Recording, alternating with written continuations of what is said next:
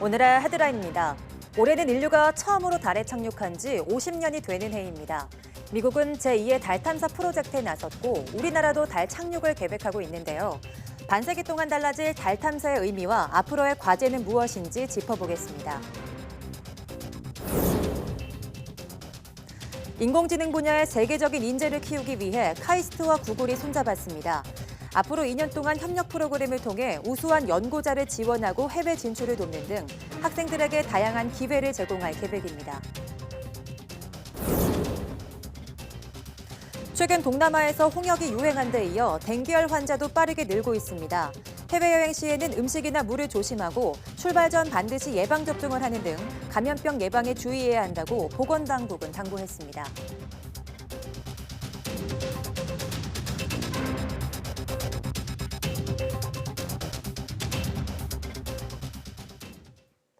여러분 안녕하십니까? 7월 22일 사이언스 투데이입니다. 50년 전 아폴로 11호가 달에 착륙했습니다. 반세기가 지나면서 미국은 제2의 유인 달 탐사 계획을 추진하고 있는데요. 50년 전과 후 달 탐사의 의미는 어떻게 바뀌었는지 이성규 기자가 취재했습니다. 아폴로 우주선을 탑재한 세텀5 로켓이 불을 뿜습니다. 인류 최초로 달을 향한 위대한 여정이 시작된 겁니다.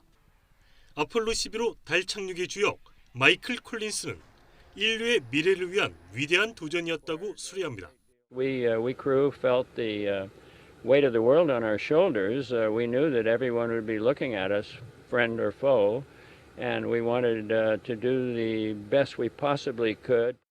인류의 우주 개발에 새로운 이정표를 제시했던 아폴로 달 탐사 프로그램. 반세기가 지난 지금 미국은 제2의 유인 달 탐사 프로그램 아르테미스를 추진하고 있습니다. And in this new program we call Artemis, named after Apollo's twin sister, we will in fact send the next man and the first woman to the south pole of the moon. 이번 달 탐사는 단순히 달에 사람을 보내는 차원을 넘어 달을 미래 유인 화성 탐사를 위한 전진 기지로 삼는 데 목적이 있습니다. 이를 위해 나사는 달의 풍부한 자원을 로켓 연료 등으로 활용하는 연구도 진행할 계획입니다. And the second is we know they're valuable there are resources up there, and we have a lot of research yet to do to determine how valuable they may be, whether they'll be useful for other things in space, and if I answer those questions, the moon is a logical place to go to. 반세기 전 구소련과의 군비 경쟁으로 촉발된 유인 달 탐사 프로그램. 50년이 지나면서 전 인류가 공유할 수 있는 지속 가능한 우주 개발로 거듭나고 있습니다. YTN 사이언스 이성규입니다. 아폴로 달 착륙 50주년을 맞아 우주 개발은 민간의 영역으로 점차 확대되고 있는데요. 우주에서 돈을 벌 수 있는 시대가 도래한 건데 우리도 민간의 참여를 유도하는 적극적인 전략이 필요하다는 지적입니다. 신현준 기자입니다. 높이 13m의 소형 로켓입니다. 힘차게 불을 내뿜더니 하늘로 치솟습니다. 미 민간 우주기업 벡터 론치가 개발 중인 이 로켓은 50에서 100kg 정도의 소형 위성 발사를 목표로 하고 있습니다. And there's a second piece to these services that we want to be able to provide, and the key there is focused on being able to send those particular spacecraft to the particular orbit that they want to go to at the time when they want to go. 탑재 용량은 대형 로켓의 1000분의 1에 불과하지만 1회 발사 비용이 25억 원 수준으로 기존보다 40분의 1 정도로 줄어들 전망입니다. 스페이스X 등이 주도하는 대형 로켓 대신 소형 로켓을 앞세워 틈새 시장을 노린 겁니다. 소형 위성 600여 개가 촘촘히 지구 주위를 돕니다. 원앱은 소형 위성 수백 개를 띄워 사막이나 해상 등 전 세계 모든 곳에서 집에서와 같은 품질의 인터넷을 제공할 계획입니다. 관련 업계는 소형 위성이 기존 대형 위성에 이어 새로운 시장을 창출할 것으로 보고 있습니다. Today we have exquisite assets. Those small satellites will not replace the exquisite assets, but will complement the exquisite assets. 우주 개발 관련 기술이 성숙하면서 민간 기업들이 우주에서 돈을 벌 수 있는 시대가 도래한 겁니다. 우리나라의 경우 IT 등 우리만의 강점을 우주 분야에 접목해 새로운 비즈니스 모델을 만들어야 한다는 지적입니다. 지금 현재 또 작은 회사들이 많이 또 설립이 됐습니다. 우리나라에서도. 네. 그래서 이제 소형 로켓을 쏘겠다, 소형 위성을 만들겠다는 데가 많기 때문에 네. 이제 그런 쪽으로는 좀 젊은 분들이 아마 굉장히 어그레시브하게 하고 있으니까. 한국은 내년 달 궤도선을 발사하고 오는 2030년 달에 착륙선을 보낼 계획입니다. 우주에 대한 전 국민적 관심이 조성된 만큼 실질적으로 민간의 적극적인 참여를 유도하는 전략이 필요해 보입니다. YTN 신현주입니다. 도널드 트럼프 미국 대통령이 인류의 달 착륙 50주년을 기념해서 주인공인 아폴로 11호 우주인들을 백악관으로 초청했습니다. 트럼프 대통령은 50년 전 달에 아름다운 미국 국기를 꽂은 매우 중요한 날이라면서 미국의 달 화성 탐사 계획을 설명하며 다음엔 화성에도 갈 것이라고 말했습니다. 이번 행사에는 지난 2012년 사망한 닐 암스트롱의 가족과 아폴로 11호 달 착륙선에서 내려 달 표면에 발을 디딘 버즈 올드린, 아폴로 11호 탑승 우주인 3명 중 유일하게 달을 밟지 못한 마이클 콜린스 등이 참석했습니다. 카이스트와 구글이 인공지능 분야의 우수 인재를 키우기 위해 산학협력 파트너십을 체결했습니다. 앞으로 2년 동안 유지되는 협약에 따라 구글은 카이스트 등 아시아 우수 대학과 교류하며 AI 인력을 확보하고 이와 관련된 우수 연구를 지원하게 됩니다. 카이스트는 AI 분야 집중 연구와 관련 분야 학생들의 해외 학회 참여 지원, 구글 인턴십 운영 등 다양한 프로그램을 진행할 예정입니다. 카이스트는 또 학생들의 구글 방문 등 모두 7개의 협력 프로그램을 통해 교원과 학생들에게 다양한 연구와 교육 기회를 제공할 수 있을 것으로 기대했습니다. 플라스마를 이용해 고분자 위에 나노 구조를 만드는 기술이 개발됐습니다. 한국과학기술연구원 키스트는 아르곤 기체에 강한 전기장을 흘려주면 생기는 플라스마를 활용해 고분자 물질의 초미세 나노 구조를 새기는 기술을 개발했다고 밝혔습니다. 기존엔 이 같은 나노 패턴을 만들 때 실리콘 기판 위에 회로를 찍어내는 방식이 쓰였는데 이 방식은 공정이 복잡하고 비쌉니다. 연구팀은 플라스마를 활용한 결과 쉽고 빠르면서도 저렴한 비용으로 트랜지스터 구조나 10나노미터 이하의 수직 줄무늬 구조를 형성하는 데 성공했다고 밝혔습니다. 연구팀은 이번 기술이 초미세 반도체 공정 기술로 적용되길 기대한다고 밝혔습니다.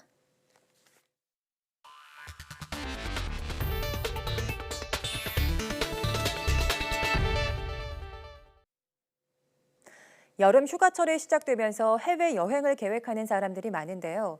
출국 전에 목적지에서 유행하는 전염병을 확인하고 미리 예방접종을 맞는 등 감염병 예방에 주의해야 합니다. 보도에 한영규 기자입니다. 지난해 해외여행을 다녀온 사람은 2,900만 명에 달했고 올해는 3천만 명을 넘을 것으로 전망됩니다. 해외여행지로 많이 가는 동남아 지역은 올 들어 홍역이 크게 유행한 데 이어 최근에는 댕기열 환자가 급증하고 있습니다. 특히 필리핀과 말레이시아, 태국, 베트남 등에서 댕기열로 인한 사망자가 늘고 있고 필리핀은 사상 처음으로 댕기열 경보를 발령했습니다. 댕기열은 숨모기에 물려 감염되고 고열과 함께 전신에 발진 증상이 나타나는데 두세 번 연달아 걸리면 중증으로 진행해 생명이 위협받을 수 있습니다. 해외 여행을 할 때 모기에 물리지 않도록 하는 것이 가장 중요합니다. 그래서 이제 야외 활동하는 경우에는 이제 긴팔 옷을 입거나 피부 노출을 최대한 삼가해야 되고요. 동남아 등에서 유행하고 있는 홍역이나 A형 간염은 예방 접종을 통해 감염 위험을 피할 수 있습니다. 더운 지역에서는 장티푸스나 식중독 등 음식 매개 감염병에 걸릴 수 있기 때문에 반드시 익힌 음식을 먹어야 하고 물은 생수를 사서 마셔야 합니다. 메르스는 사우디아라비아를 중심으로 중동 지역에서 여전히 발생하고 있는데 백신이나 뚜렷한 치료제가 없기 때문에 병원을 방문하거나 낙타와 접촉하는 것을 삼가야 합니다. 해외여행을 떠날 때는 해열제나 설사약, 평소 먹는 약을 챙겨야 하고 예방접종은 적어도 출국 2주 전에 맞아야 충분한 효과를 볼 수 있습니다. 여행 뒤에는 2주에서 4주 정도 관찰해 고열이나 발진 등 이상 증상이 나타나면 병원을 방문해 진료를 받는 것이 좋습니다. YTN 한윤규입니다. 질병관리본부는 경남 지역에서 일본 뇌염 매개 모기인 작은 빨간집 모기가 전체 모기 밀도의 50% 이상 확인됨에 따라 전국에 일본 뇌염 경보를 발령했습니다. 일본 뇌염 매개 모기인 작은 빨간집 모기는 논이나 동물 축사, 웅덩이 등에 서식하는 암갈색의 소형 모기로 주로 야간에 흡혈 활동을 합니다. 일본 뇌염 경보가 발령되면 일본 뇌염의 예방을 위해 모기에 물리지 않도록 각별히 주의해야 하고 적기에 예방 접종을 해야 합니다. 일본 뇌염 바이러스를 가진 작은 빨간집 모기에 물리면 99% 이상이 무증상 또는 경증을 나타내지만 일부에서는 치명적인 급성 뇌염으로 진행될 수 있고 이 중 20-30%는 사망에까지 이를 수 있습니다. 국내 일본 뇌염은 최근 10년간 연평균 20건 내외로 발생하고 있으며 신고된 환자의 90%가 40살 이상이었습니다. 국가예방접종 사업 대상자인 생후 12개월에서 만 12세 이하 어린이는 표준 예방접종일에 맞춰 무료 접종이 가능합니다. 성인의 경우 면역력이 없고 모기 노출에 따른 감염 위험이 높은 대상자는 일본 뇌염 예방접종이 권장되며 일본 뇌염 생백신 1회 접종 후 감염 예방 효과는 96% 이상입니다. 환경부는 여름철 휴가철을 대비해서 9월 6일까지 전국 야영장의 오수 처리 실태를 지자체를 통해 특별 점검한다고 밝혔습니다. 점검 대상은 관광진흥법에 야영장 업으로 등록된 2,300곳 중 오수 처리 시설 정화조 설치 대상인 곳으로 오수 무단 배출 여부와 방류수 수질 등을 중점 점검합니다. 환경부는 특별 점검이 마무리되는 9월에 야영장 오수 처리 실태를 분석하고 개선 명령 등을 내릴 계획입니다. 환경부는 지난해 개인 하수 처리 시설을 설치하지 않거나 오수를 무단으로 방류한 야영장 6곳을 고발하고 수질 기준을 초과한 곳 등 160곳에 개선 명령, 과태료 부과 등 처분을 내렸습니다. 고농도 미세먼지 해결을 위해서는 지방자치단체와 산업계의 협조가 필수적입니다. 국가기후환경회의가 처음으로 지자체 대표들과 회의를 열고 미세먼지 대책을 논의했습니다. 어떤 얘기들이 오갔는지 최소라 기자가 보도합니다. 고농도 미세먼지 해법을 마련하기 위해 반기문 위원장과 지방자치단체장들이 머리를 맞댔습니다. 먼저 현재 출시되는 미세먼지 관련 제품의 성능을 검증하자는 제안이 나옵니다. 미세먼지 관련된 여러 가지 제품들을 연구 지원하고 그런 제품들이 나왔을 때 검증하고 또 그런 제품들이 많이 생산이 되도록 유도하는 그런 미세먼지 관련된 종합 지원센터가 필요하다고 생각이 돼서 미세먼지 시즌제를 도입하자는 의견도 제시됐습니다. 미세먼지가 많이 발생하는 12월부터 다음해 3월까지 상시로 차량 운행이나 발전소 가동 등을 제한하는 저감 대책을 추진하자는 겁니다.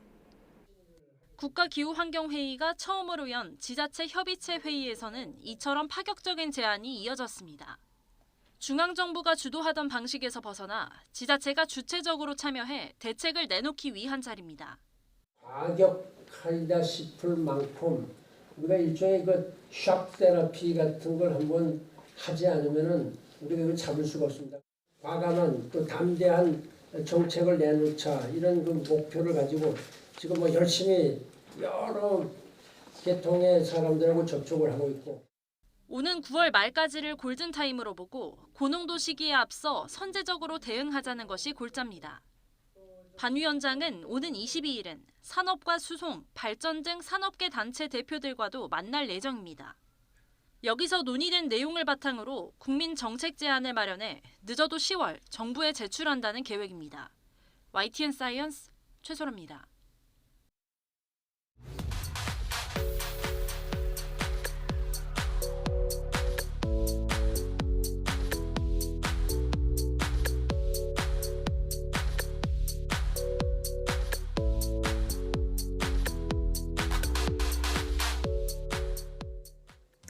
라돈 침대에 이어 수돗물에서 방사성 물질인 우라늄이 검출되면서 시민들의 불안감이 커지고 있습니다. 이렇게 생활 주변 방사선은 눈에 보이지 않지만 우리의 건강을 위협하고 있는데요. 개정된 생활 주변 방사선 안전관리법이 지난 16일부터 시행되면서 방사성 물질의 안전관리 체계가 대폭 강화됐습니다. 어떤 내용인지 오늘 오후 사이언스 투데이 과학 돋보기에서 원자력 안전위원회 장보연 사무처장과 이야기해 보도록 하겠습니다. 모두 많은 시청 바랍니다. 함께해 주신 여러분 고맙습니다.